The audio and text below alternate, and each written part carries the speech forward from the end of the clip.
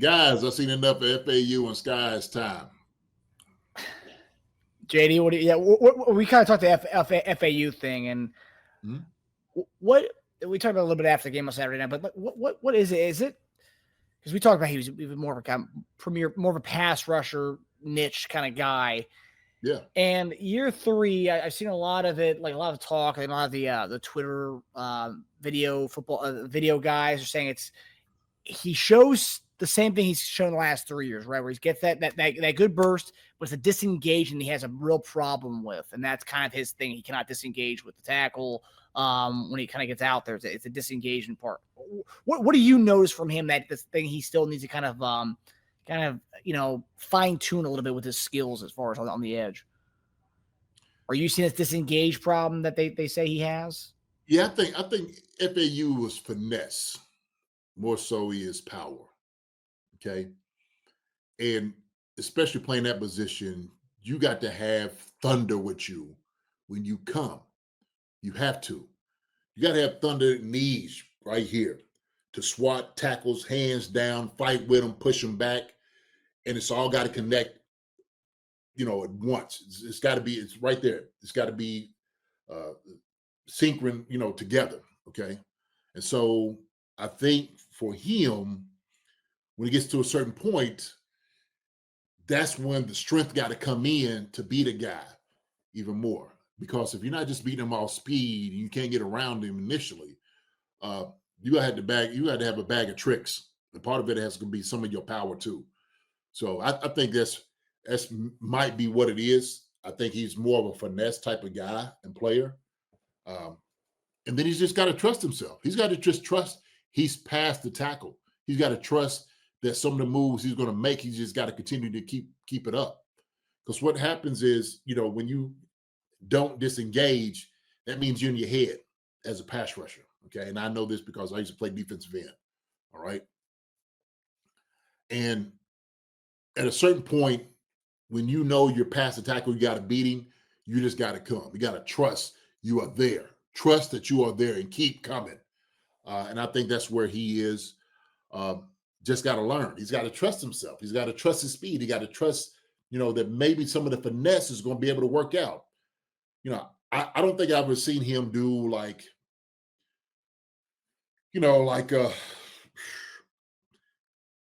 plays where he comes back inside.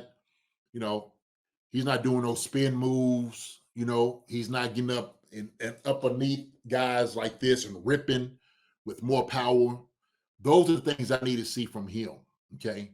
Because once you get a tackle up too far, then you rip back underneath him. And I think if he could utilize his hips and everything at the same time, Marcus, he could be a dangerous man. It's just putting it all together. It's just putting it all together. So that's just where it is for him.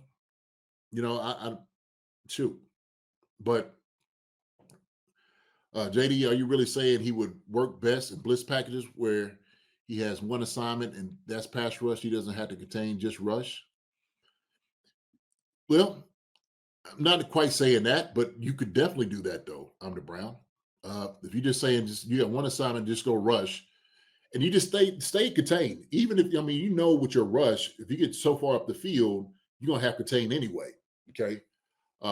Initially, if he's doing it just pass rushing. All right. We're just asking right now, you go beat the tackle. That's it. And get the jump.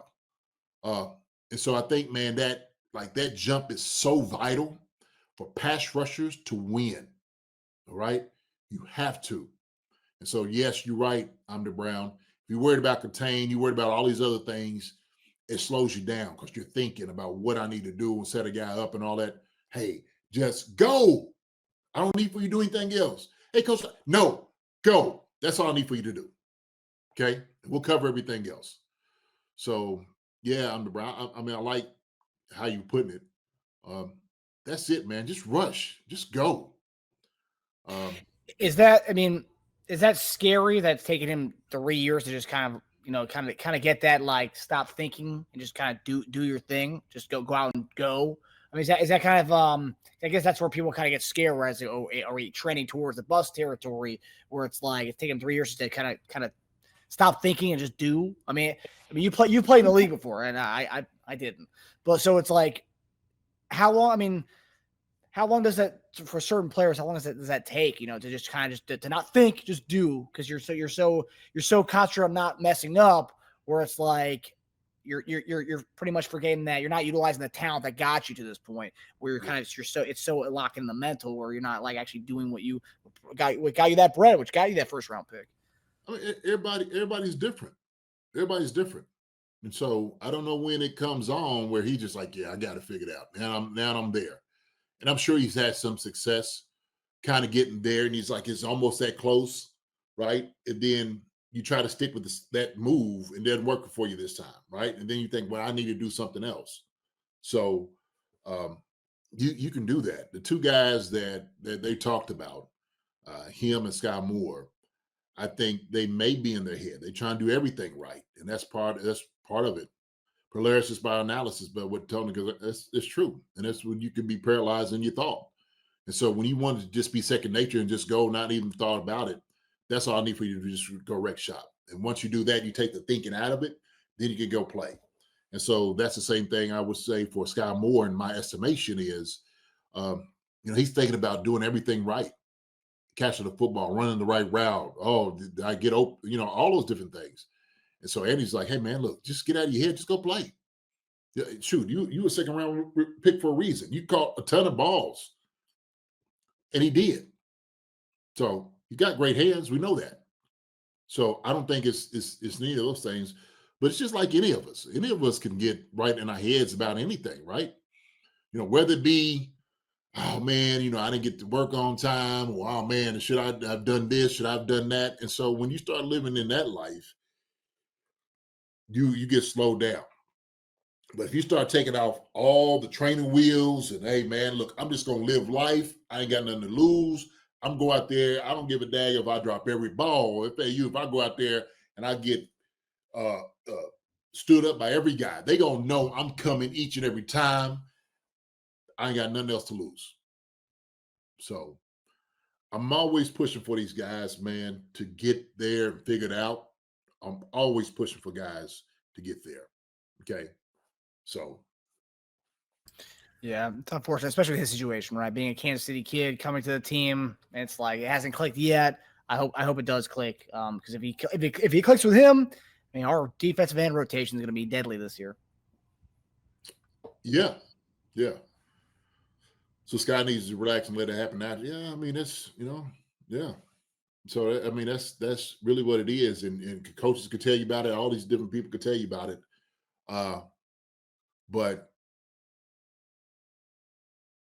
if you having a problem to believe it yourself, that's the issue, right? That's the psychological thing that could stop him. So were you discouraged by his play on Saturday? I know some people, Skyy Moore, because I know some people kind of posted the one where he missed his block, but really that was a terrible draw play. I mean, it was a screen pass, and the cornerback wasn't that far off on that play there. So now I thought it was a terrible play call, and people were trying to say Skyy Moore did a bad job blocking there. It's like, dude, you ain't blocking a cornerback when he's only 4 or 5 yards off the line there. No, I mean, you got to give the effort to do it. I'm sure you gave the effort, but like you're right, that's a tough block to do. Absolutely a tough block, and that was a bad play. He immediately throws it out there. The corner's reading it. Like it wasn't even no setup. It's terrible. It's daggone. But no, I didn't. He didn't play bad. But everything's going to be amplified. Him, FAU, these things are going to be amplified. Now, somebody said it. Kingsley is going to be amplified. Everything that happens or doesn't happen well, right? And so that's just, man, that's part of the deal. Like I said, this what got into the conversation that Tajan was having is you try to protect those guys as much as possible. That's what you do. You got sports psychologists and everybody that comes in. You love these guys up, man, and you're like, look, we believe in you. We're not going to give up on you. We're not. So sometimes it takes that. Sometimes it's, hey, look, man, I don't care what anybody else is saying about you. I believe in you. I am not giving up on you. So everybody else out here that gave up on guys and where they move on, fine. That's your business. You can do that. You can do that. But there is uh, rejuvenation and recovery from certain people to get to a certain point. Sometimes it takes some longer than others. I don't discount that. Shoot, I know all of us, and I'm talking about just the ether out here. Shoot, sometimes it takes a little bit longer to get to where we need to. 100%. Everyone has their own journey. Absolutely. So, Yeah. hope nobody gave up on y'all. Put it that way. Hope they didn't. So, Deshaun Hamlin's a good point there. FAU is only 23. I mean, he's younger than a lot of these dudes who probably just got drafted this past year. I mean, he's a young dude. Young guy, man. He's 23 years old. Dang God. Yeah, that means he was like 20 when he got drafted. He couldn't even drink yet when he got drafted. Yeah. Coming to his hometown team at 20, man, that's tough. Skyy needs a new team that they broke his brain putting him in for returns his rookie season. I have seen a lot of that, JD. What do you make of that? People say that she's put him in a really poor opportunity by making a punt return his rookie season, something that he never really did before, and like that kind of ruined, that kind of lowered his confidence a little bit. Like say he had muff punts here and there. I mean, no. I mean, shoot. I mean, you put a guy back there because he has the ability to do stuff, right? It's like, I ain't gonna put you back there because I don't think you can't do it. I think you can do it. And so we putting you back there.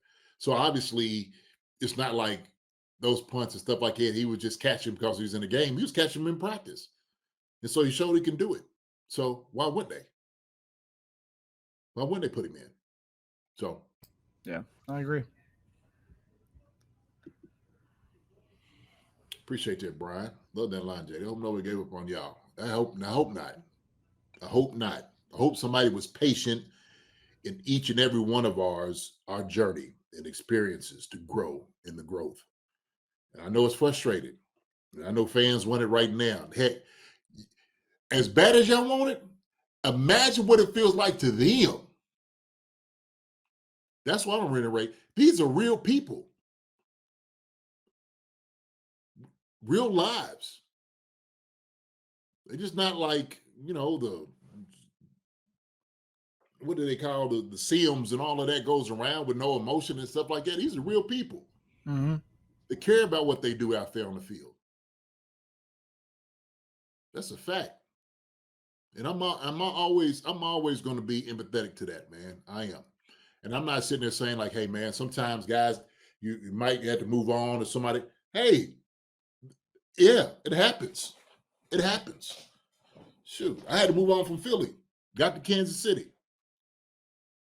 But I know, patience is one of those things that is a virtue that a lot of us don't have.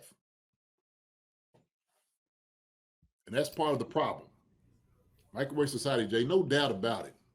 So everybody wants it right now. I get it. And then, maybe 2 years or 3. Look, and I everybody has a different timeline. But what is encouraging to me, if coaches are keeping guys around, okay, and they see something in guys because they know them better than us, than we ever would, okay? They know intimately. They know who a guy is, what makes him tick, what he's going through. That's enough for me. I mean, shoot, I'm cool with it. I'm cool with it. Nothing he has done. Matter of fact, what Skyy Moore has done, he's helped win a Super Bowl. Okay, he's got a few rings. Nothing he has done has hurt us.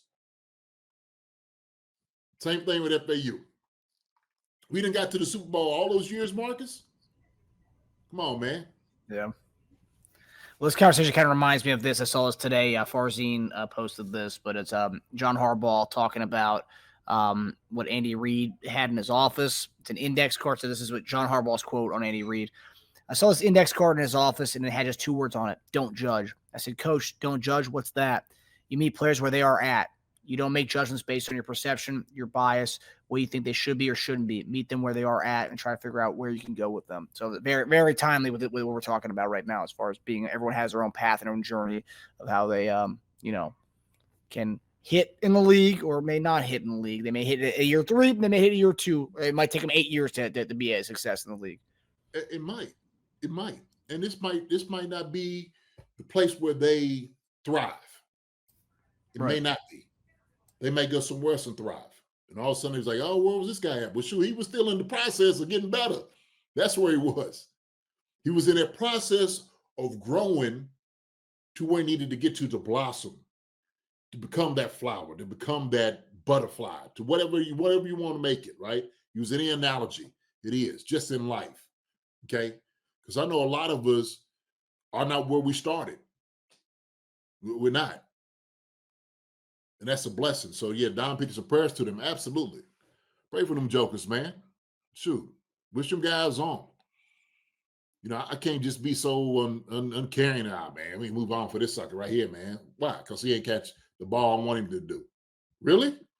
That was it? That's the only value? Oh, yeah. Then, okay. Says more about you. You know what I mean? So, I love that right there. Right there, I'm telling you, right, two good men. I know them both, Andy and John, okay? Two good men. There's reason they head coaches, because they know how to utilize and care for people and their players. And that's why they stick, and that's why they're successful. Why? Because they care about guys.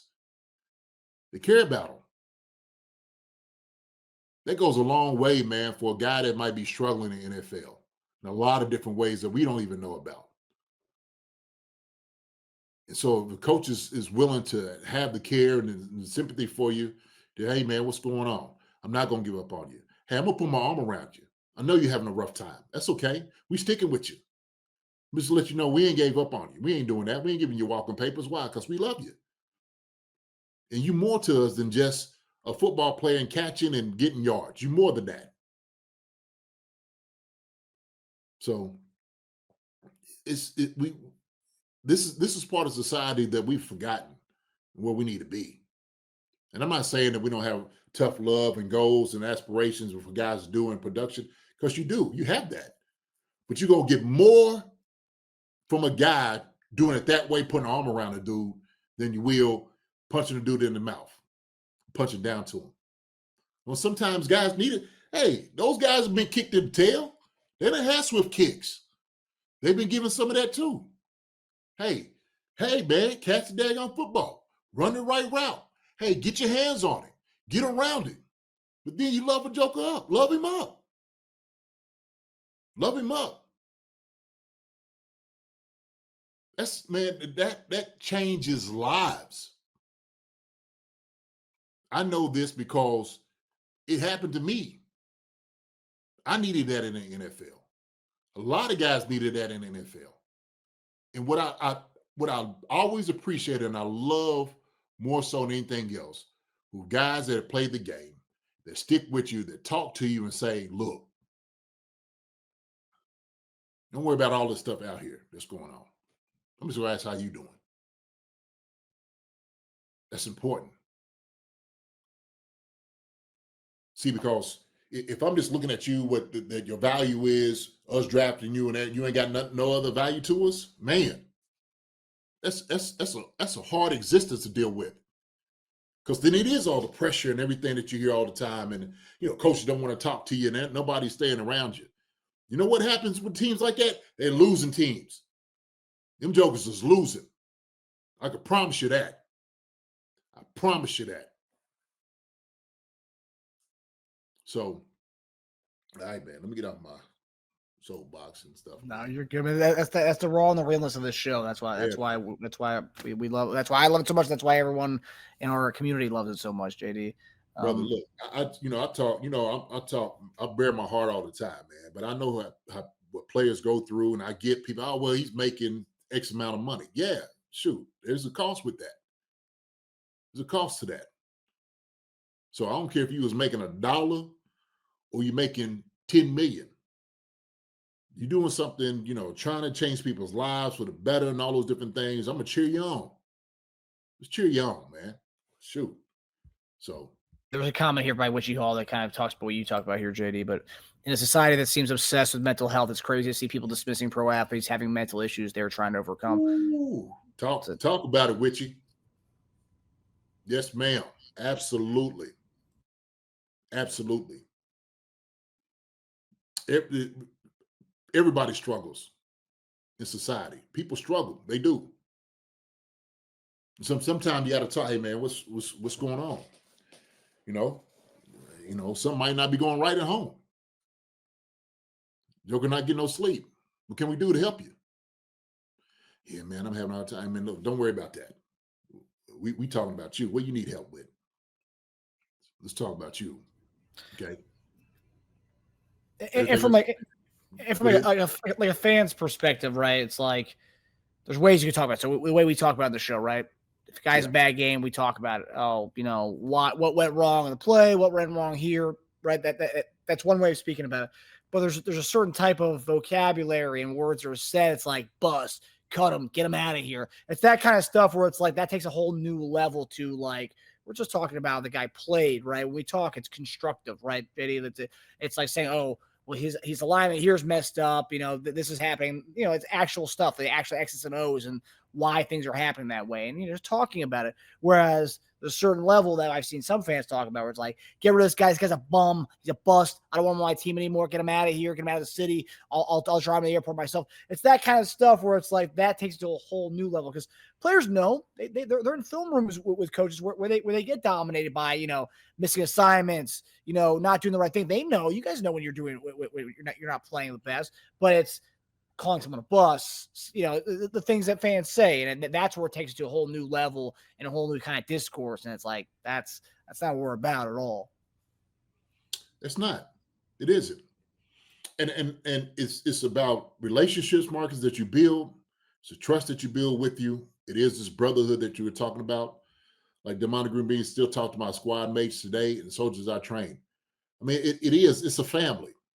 And so that's, for me, this, why we have this on here, okay, why I call y'all family, is because I care about you guys. I love you guys for everything you give. This is part of a community, okay, that we come in and we have these conversations to talk about because these things are real, all right? Like I said before, if there's anything out here that we're struggling, this is past ball. If anything that we deal with, we struggle, stuff like that, I want to be able to help you and pray for you and do whatever I can to say, hey man, what can we do to unload some of that thing on you, right? True. Sometimes people just want to be asked about, Marcus. Sometimes guys that rode the bench in high school haven't heard it called man a bus. It's wild to me. It's crazy.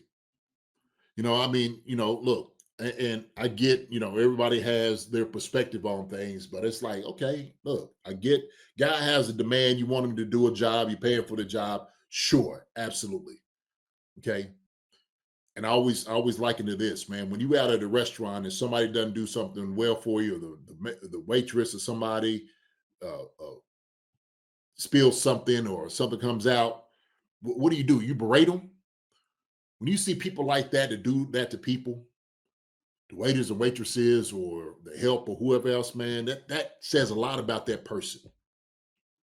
And those are the ones that need to be checked. It's like, why are you talking to that person that way? Why are you doing that? Like, what's the purpose of you? What are you trying to? Oh, well, they need to do their job. Well, you think they don't know that? Oh, you came with an epiphany. Oh, I get it.